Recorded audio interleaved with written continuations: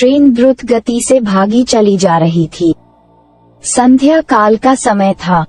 तेज बारिश और बीच बीच में बिजली की चमक वातानुकूलित कोच की खिड़कियों से अपनी उपस्थिति दर्ज करा रही थी। केबिन का एकांत और यह भयावह मौसम मुझ जैसे डरपोक आदमी को और डरा रहा था। थोड़ी देर बाद गाड़ी के पहियों की रफ्तार कम हुई और एक मध्यम से स्टेशन पर गाड़ी रुकी। बारिश इतनी ज्यादा थी कि मैं स्टेशन का नाम नहीं पढ़ पा रहा था। मैं अपने केबिन में अकेला था और इस उधेड़बुन में था कि कोई सहयात्री आए जिससे वार्तालाप करते करते आगे का रास्ता आसानी से काटा जा सके और एक अंदरूनी भय जो मेरे अंदर जागृत हो चुका है उससे मुझे निजात मिल सके।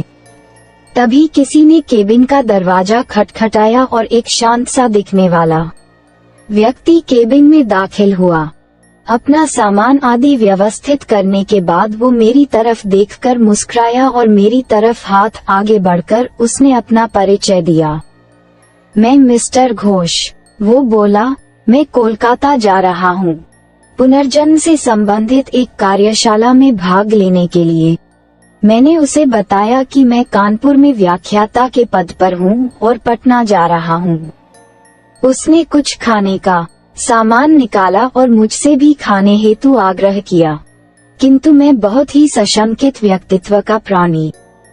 ट्रेन में किसी अजनबी के द्वारा दिए गए खाने को लेना असंभव था मेरे लिए। मैंने बहुत विनम्रता से उसके आग्रह को ठुकराया।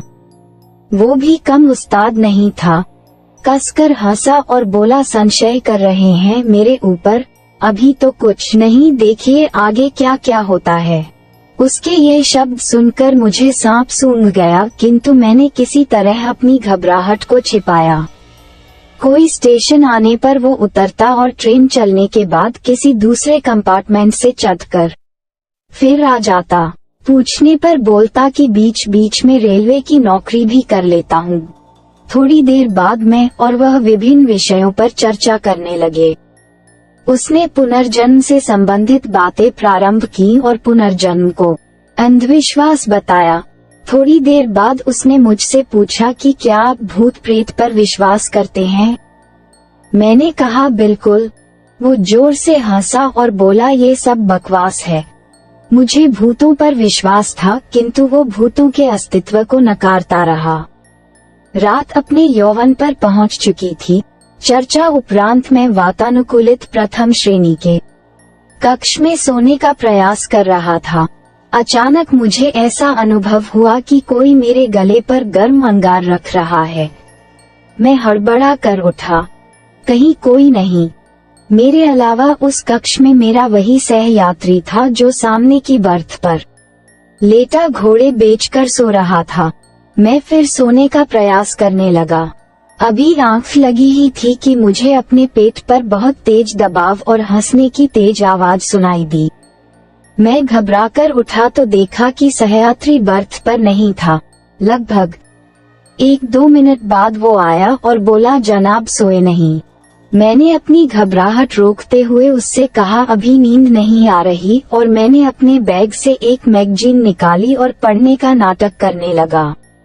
सहयात्री भी बर्थ पर लेट गया और कुछ देर में उसके खर्राटे केबिन में गूंजने लगे। मैं भी थोड़ा निश्चिंत हुआ और बर्थ पर आंख बंद कर लेट गया। ट्रेन कभी धीमी होती, कभी रफ्तार पकड़ लेती, लेकिन मेरे दिल ने अब तेज रफ्तार ही पकड़ रखी थी। भय और घबराहट के कारण लघुशंका की इच्छा अपने आप जीवित हो जाती है और मैं टॉयलेट की तरफ मुड़ जैसे ही मैंने टॉयलेट का दरवाजा खोला, वो सहयात्री मुझे अंदर दिखा और मैं चिल्लाते हुए अपनी बर्थ की तरफ भागा। अल्पविराम देखा तो वो सहयात्री इत्मीनान से अपनी बर्थ पर सो रहा है। मैंने घबराहट में उसे जगाया। वो बोला, अरे क्या हुआ? इतना मासूम लग रहा था, वो जैसे कुछ जानता ही ना हो। मैंने कहा, आप यहाँ भी और वहाँ टॉयलेट में भी। वो कुटिलता से हंसा और बोला, मैं कितने रूप में कहीं पर भी रह सकता हूँ। घबराहट के मारे मैं पसीने से तरबतर बिल्कुल निर्जीव सा खड़ा उसके सामने। वो बोला, तुम्हें भूतों पर विश्वास था ना? तुम्हें तुम्हारे विश्वास का प्रमाण देना था। तुम्हारे जैसे लोगों के कारण ही हम भूत पिशाच लोगों का अस्तित्व है।